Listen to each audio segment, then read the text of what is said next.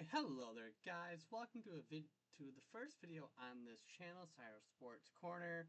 I decided I wanted to create a separate sports channel for myself because it's something I'm very passionate about, and on my other channel, I kind of want an identity, and I didn't want to keep, mixing sports content with like my regular content, if that makes any sense. Anyway, so tonight starts the NBA Finals. And it's kind of an interesting NBA Finals because we got two teams that, worked hard to get to where they were. So, I'm going to go over this matchup. I'm going to go over this matchup. I'm going to go over quite a bit how these teams got to the point they were. Maybe give a little background. And we'll go from there. So, obviously, we know the NBA Finals for 2025 is going to be between the East winning Indiana Pacers and the West's Oklahoma City Thunder. They both had quite a long road to get there. One was more dominant than the other. So we will go over both of those. So, we start with the Pacers. Pacers, a young, gritty NBA team. They had, they had quite a tough road. They had the fourth seed in the playoffs. They had the fourth seed in the playoffs, which was the highest they've been in a little while. So they started against Giannis Antetokounmpo and the Milwaukee Bucks. The Pacers wound up there in 5 games. They then went on to face the Cleveland Cavaliers in the conference semifinals, blew them out also in a 4-1 deficit, and then they faced the 3 seed Pacers in the conference finals. Thought it would be a little more competitive. Pacers wound up taking that in 6. As for Oklahoma City, there's only one series of theirs that got to Game 7. It was the conference semifinals. They swept Memphis in 4 as the first seed in the West. Then they faced the 4th seed Denver Nuggets and won that in 7 games. And then they kind of blasted through Minnesota in a 4-1 to get to this point. So Oklahoma City was kind of in a weird flux because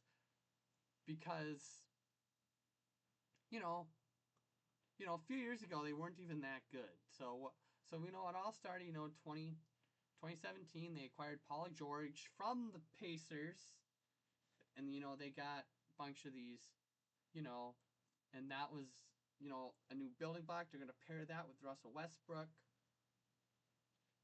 Wound up failing in 2019. They traded the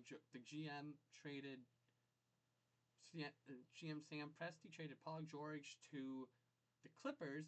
They got Danilo Gallinari, Shai Gilgeous-Alexander, and a record collection of first-round picks. And then they traded Jeremy Grant as well for first-round picks. So they had a bunch of draft picks for the future. They couldn't contend with. They didn't think they could contend with Russell Westbrook as just the only star. So what did the Thunder do? They proceeded to trade Russell Westbrook to the Houston Rockets in the following year, and they got Chris Paul, 2 future first round picks and 2 future pick swaps. So they managed to pretty much turn their team around. They pretty much started a rebuilding. Then they parted ways with Billy Donovan. And then they hired Mark Daigneault, and then they traded Chris Paul after 1 season. They traded him to the Suns, and they got another first round pick. So here the Thunder are. They executed 14 separate trades between 2019 and the 2021 trade deadline. They managed to get all of these draft picks. They even got Al Horford for a year, who they also traded for some first-round picks. So by the summer of 2021, the Thunder managed to get 36 total draft picks over these next 7 years. So they wound up drafting Josh Giddey and a bunch of others to, and then, and it was worth it. They were tanking for a good few years. 2022, they drafted Chet Holmgren, who is one of the best young centers in the league. He missed he missed a good chunk of his rookie year. He got hurt, but he's been developing well. They also drafted Jalen Williams with the 12th pick in 2022,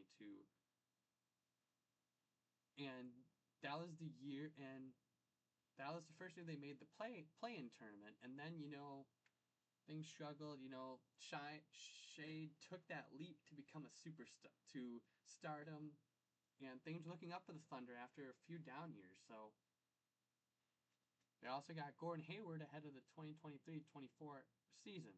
So they were getting ready, getting to clinch all of it, to kick into gear. They made the playoffs that year, their first playoff berth since 2019-2020. 57 wins. They got Mark Daigneault got Coach of the Year. Thunder plowed through.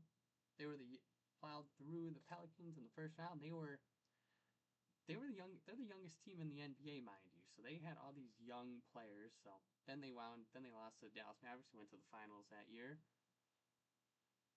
Then in the offseason, they decided to bolster up their defense. They traded Josh Giddey for Alex Caruso. They signed Isaiah Hartenstein.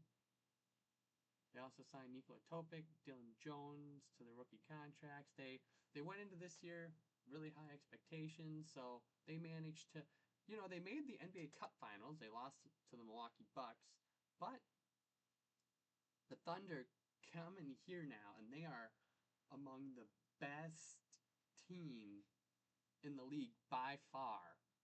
Mark Daigneault and Sam Presti deserve all the credit for turning this organization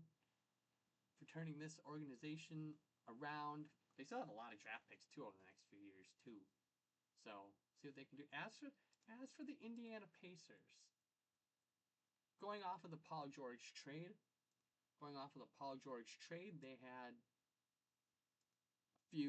they had a little rebuild of their own. They were still solid for a bit because they had Victor Oladipo to build around. But then, and Domantas Sabonis. But then, they started forming out a roster again over the next few years. Tyreke Evans, Wesley Matthews, Doug McDermott, they all came along. Oladipo made a few All-Star games and all that. They had a controversy with Miles Turner. Miles Turner didn't want to play there anymore because he wanted a new contract or whatnot, and that kind of struggled. They signed T.J. McConnell in the 2019 offseason, Justin Holiday, Aaron Holiday. They had Mark Brogdon, T.J. Warren. Things didn't wind up very much. The bubble. They were consistent though. They made the playoffs for a good bit. They parted ways with their head coach after their loss to the Heat in the 2020 bubble season. They hired Nate Bjorkgren as their head coach, and then later that year in 2021, they traded Victor Oladipo to the Rockets. Which sent in the James Harden deal that sent him to the Nets, and Caris LeVert, Sabonis. Yeah, and then after 1 year, they fired Bjorkgren because they missed the playoffs with locker room tension. They hired Rick Carlisle, who just parted ways with Dallas to become their new head coach, and with his second tenure. Then they brought in a good chunk of assistant coaches. Draft wasn't eventful for them, and then in 2022, they ended 25-57. They kind of went under a rebuild. They traded away a lot of their core: Domantas Sabonis, Caris LeVert, Justin Holiday, Jeremy Lamb, Malcolm Brogdon, and these trades turned into multiple first-round picks: Buddy Hield,